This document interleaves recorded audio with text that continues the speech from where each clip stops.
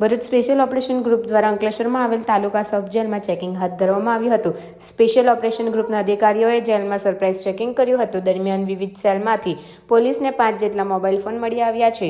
પોલીસે ચેકિંગ દરમિયાન જેલર વિપુલ સોરઠિયાની ઓફિસની પહેલા આવેલ રૂમમાં 8 કેદીઓ હાજર હોય તેઓની તપાસ કરતા કેદીઓ પાસેથી અને ટેબલના ડ્રોવરમાંથી મોબાઈલ ફોન મળી આવ્યો હતો। પોલીસે ₹40,000ની કિંમતના કુલ 5 મોબાઈલ કબજે કર્યા હતા। પોલીસે આ મામલામાં NDPS એક્ટ ગુનામાં સંડોવાયેલ ચિંતન રાજુભાઈ પાનસુરિયા તેમજ રાજકીય પીઠબળ ધરાવતા અને અપહરણના ગુનામાં સંડોવાયેલ ભૌતિક હરેશભાઈ લુગણિયા વિપુલ બાબુભાઈ ભાદાણી દીપ રમેશભાઈ પટેલ અને ચિરાગ રણછોડભાઈ પટેલ સામે ગુનો નોંધી કાયદેસરની કાર્યવાહી હાથ ધરી છે।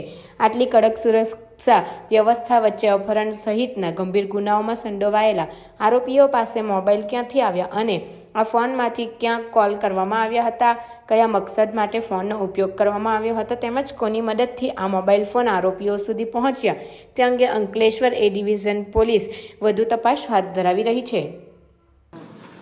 ભૂતકાળમાં ગુજરાત રાજ્યમાં કેટલાક જેલોમાંથી પાકા કામના તથા કાચા કામના કેદીઓ દ્વારા મોબાઈલ ફોનનો ઉપયોગ કરી અને ગુનાહિત પ્રવૃત્તિઓ આચરતા હોવા બાબતેની તકેદારીના ભાગરૂપે માનનીય વડોદરા રેન્જ IG સાહેબ તથા ભરૂચ SP સાહેબ દ્વારા સૂચના કરતા SOG PI તથા તેમની ટીમ દ્વારા ગઈકાલે અંકલેશ્વર સબજેલ ખાતે સરપ્રાઇઝ ચેકિંગ હાથ ધરવામાં આવેલ।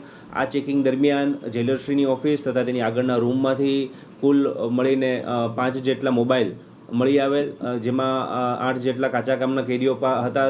એ પૈકી 5 જેટલા કાચા કામના કેદીઓ પાસેથી આ પ્રકારના મોબાઈલો જપ્ત કરવામાં આવેલ છે। તેમની વિરુદ્ધ કાયદેસરની કાર્યવાહી કરી પ્રિઝન એક્ટની કલમ 42, 43 તથા 45 એક્ટ મુજબની નો ગુનો દાખલ કરી આગળની તપાસ ચાલુ કરવામાં આવેલ છે। ત્યારબાદ પોલીસ દ્વારા વધુ આ પ્રકારની કોઈ પ્રવૃત્તિ થતી નથી તે માટે બેરેકો અંદરને બીજી પ્રિમાઇસીસ જેલ પ્રિમાઇસીસનું પણ ચેકિંગ કરવામાં આવેલ અને સર્ચ ઓપરેશન કરી અને આ ગુનો દાખલ કરેલ છે। વધુ આ મોબાઈલ ક્યાંથી આવ્યા અને કઈ કઈ પ્રવૃત્તિ માટે યુઝ થયો છે તે બાબતની પોલીસની તપાસ હાલમાં ચાલુમાં છે।